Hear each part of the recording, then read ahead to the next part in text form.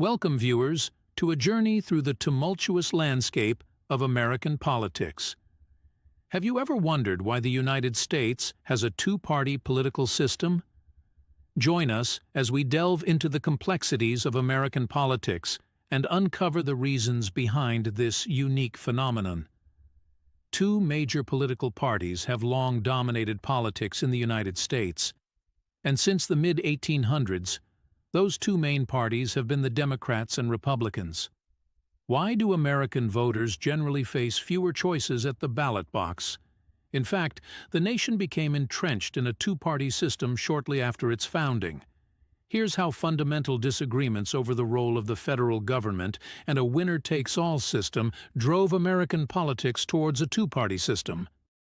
Why do we have a two-party system? In laying out the framework for the government of the new United States in 1789, the Constitution made no mention of political parties. Many of the nation's founders deeply distrusted such partisan groups.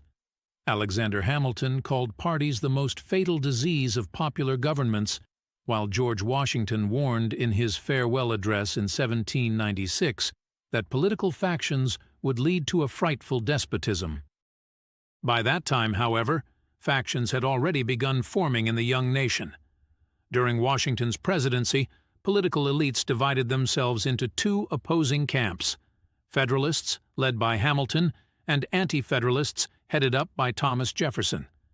These two factions sparred bitterly over how powerful the new federal government should be relative to the states, as well as whether the United States should align itself with Great Britain or France. The emergence of the Democratic and Republican parties. The election of 1800, in which Jefferson defeated John Adams, marked the end of federalism, which had effectively disappeared as a political movement by the end of the War of 1812. That period, during the presidency of James Monroe, has been called the era of good feelings due to the relative lack of national party divisions.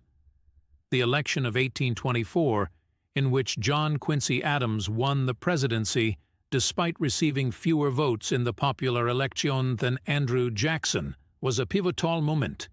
Jackson's supporters, led by Martin Van Buren, formed a new coalition based on Jeffersonian ideals that became the Democratic Party.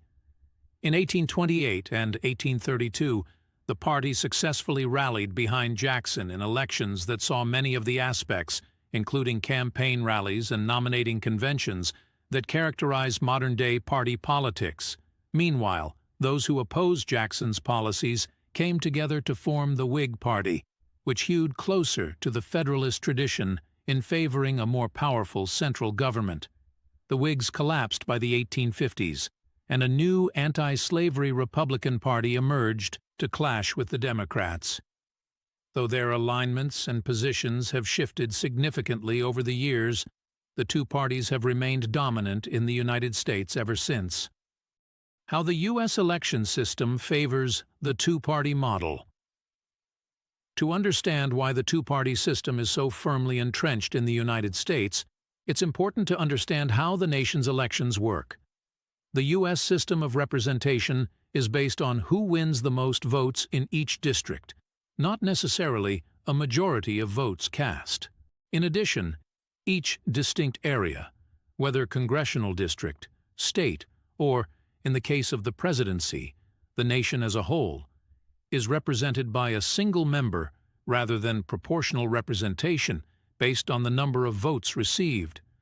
The tendency for such a winner-take-all, single-member district system to promote a two-party organization is sometimes explained by a concept known as Duverger's law, named after the French political scientist Maurice Duverger. Because of these structural features, among other reasons, the two-party system has remained durable through the past 2 centuries of American history, despite whatever public opinion polls may say about its popularity. Thank you for joining us on this exploration of America's political history.